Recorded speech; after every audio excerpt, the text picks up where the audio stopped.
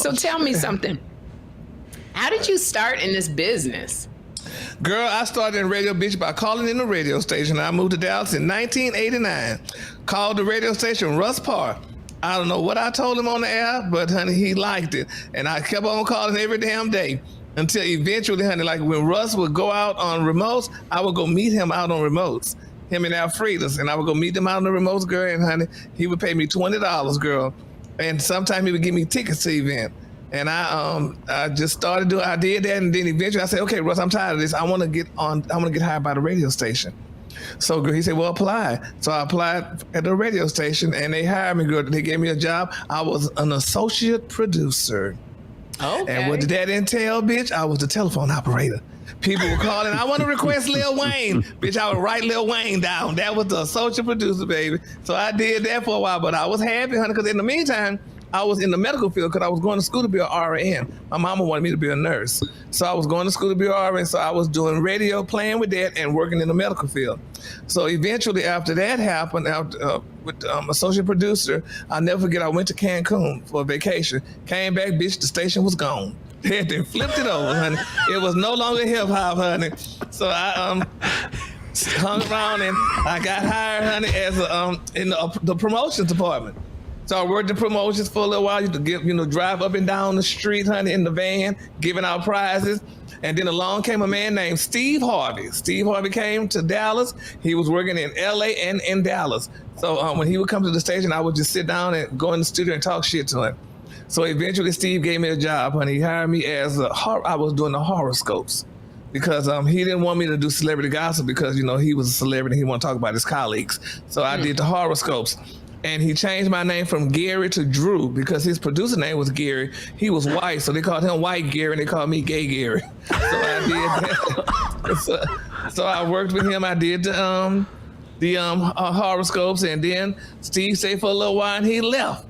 So he had a party at the Playboy Mansion in Beverly Hills. So he flew me down to the Playboy Mansion to his party and stuff. And then there was a guy named Ricky Smiley. So then I met Ricky Smiley. He came to Dallas. He took over the thing. So I was doing radio at the time, but the program director, he didn't want me to work on the radio. So I got hired as Ricky's assistant. So I worked as his assistant for, 8 years. And I told him, I said, Ricky, I do radio, which I did because Steve had already told him. But nevertheless, they let me, the program director said, well, we'll let him do radio, but he's going to do it 1 day a week. So I did radio. They let me do the gossip 1 day a week. Well, I'm like, okay. His Ricky manager said, Gary, do that shit as if it's going to be a year. Work hard at it. So I did it for 1 day a week. Then I took 2 days a week, Mondays and Wednesdays. Then I did it from Monday, Wednesdays to Monday, Wednesdays, and Fridays. Then, because the gospel was so good, bitch, they had to put it on every day during the week. It was so great. They said, well, we can't do it one time a week. They started doing it twice a week, twice a day, every day during the week.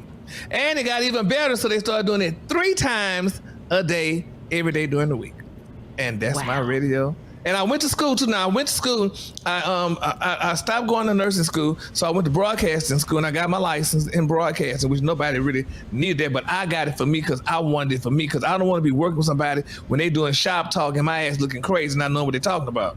So I got my license in radio, and after I got the license, I said, well, honey, you got 2 strikes against you, black and gay, so bitch, go get your degree. So I deferred that loan, and we got my bachelor's degree in business management, honey, and here I is today. Wow, Gary.